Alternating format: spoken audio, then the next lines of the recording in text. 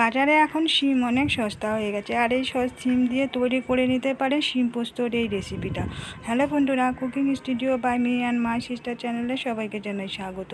শিম পোস্তর এই রেসিপিটা তৈরি করার জন্য আমি এখানে 500 গ্রাম শিম নিয়েছি। শিমগুলোকে প্রথমে পরিষ্কার করে 3-4 বার করে জল পাল্টিয়ে গোটা ধুয়ে নিয়েছি। এখন এই শিমগুলোকে কেটে নেব।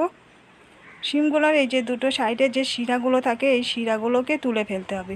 শিরাগুলোকে আমি তুলে দিয়ে একটু ফাঁক করে এরকমভাবে দেখে নিচ্ছি, যাতে করে অনেক সময় যদি শিমের ভিতরে পোকা থেকে যায় তাহলে দেখা যাবে।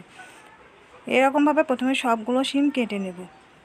এই শীতের শেষের দিকে অনেক সময় শিমগুলো যে বাজারে পাওয়া যায়, শিমের গায়ের যে খোসাগুলো একটু মোটা হয়ে যায়, বড় বড় দানা হয়ে যায়, ওই শিমগুলো এরকমভাবে সর্ষে পোস্ত দিয়ে বাটা রান্না করলে খেতে কিন্তু দারুণ হয়। সবগুলো শিম আগে প্রথমে আমি কেটে নেব। সবগুলো শিম কেটে নেওয়া হয়ে গেছে। আর এখানে নিয়েছি 1 চামচ হলুদ সর্ষে, নিচে এখানে 2 চামচ পোস্ত, আর নিচে 4টে কাঁচা লঙ্কা। আমি সবগুলো একসঙ্গে বেটে নেব। আমি এগুলো শিলে বেটে নেব, আপনার চাইলে মিক্সিতেও বেটে নিতে পারেন। মিক্সিতে খুব ভালো পেস্ট হয় না, পোস্তগুলো বাটা হতে চায় না, ওই যে শিলে বেটে নেওয়া সব থেকে ভালো। এখন একটা গ্যাসে কড়াই বসিয়ে তেল দিয়ে দিয়েছিলাম, এর মধ্যে দিলাম 1/2 চা চামচ কালো জিরে। জিরেটা ভাজা হয়ে গেছে, এখন এর মধ্যে কেটে রাখা শিমগুলোকে দিয়ে দিলাম।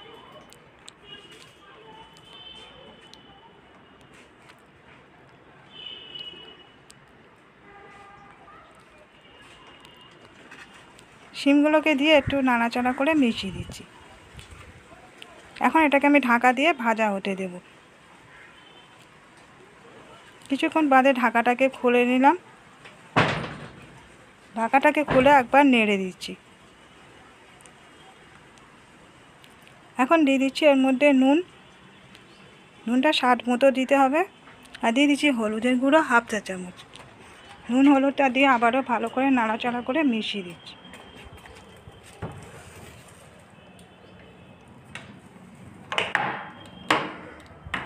আবারও ঢাকাটা চাপা দিয়ে দিয়েছিলাম। এবারে 2-4 মিনিট পরে ঢাকাটাকে খুলে একবার নেড়ে দিচ্ছি। এভাবে ঢাকা দিয়ে করলে শিমটা ভাজা হয়ে যাবে, আবার সিদ্ধও হয়ে যাবে। এখন দিয়ে দিচ্ছি একটা টমেটোটাকে আমি পাতলা পাতলা লম্বা করে কেটে নিয়েছিলাম। টমেটোটাকে দিয়ে আবার একটু নাড়াচাড়া করে মিশিয়ে দিয়ে ঢাকা দিয়ে দেব।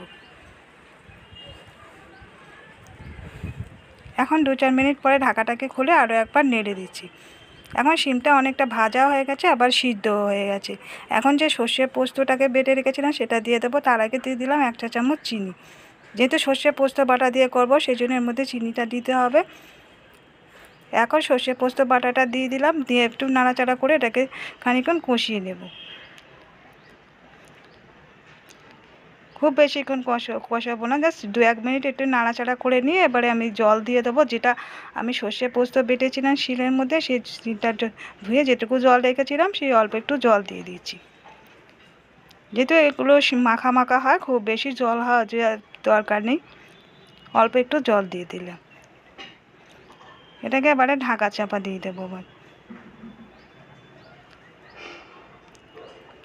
কিছুক্ষণ বাদে ঢাকাটাকে খুলে দিয়েছি। এখন শিমটা হয়ে গেছে, এখন এটাকে আমি এবারে নামিয়ে নেব। একেবারে শুকনো হবে না, একটু সামান্য একটু মাখা মাখা হবে, এরকম অবস্থায় নামিয়ে নিতে হবে। তৈরি হয়ে গেছে শিম পোস্ত।